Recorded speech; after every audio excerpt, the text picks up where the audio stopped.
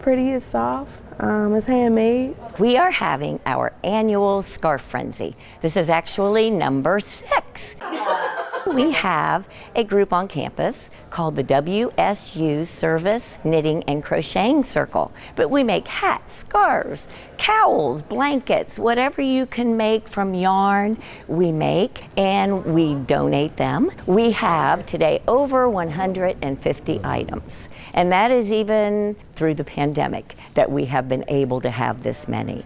A lot of the people that do make these items, they continued throughout the pandemic, and then they still donated. I chose this scarf because I actually enjoy the color yellow, and I thought it was going to be interesting for a gift for someone special. So I thought it was pretty cool that they were donating them and just handing them out for free. And students just love this, and it makes you smile, especially tomorrow or the next day when I'm walking around campus and I see a scarf and I'm like, hey, that scarf came from our scarf frenzy, and now you're wearing it and staying warm. I think what they're doing is very massive. The fact that these individuals spend the time and the quality time to make these scarves for students around campus, for those who need them, is very impactful. I mean, it's the little things that make the biggest difference in a community.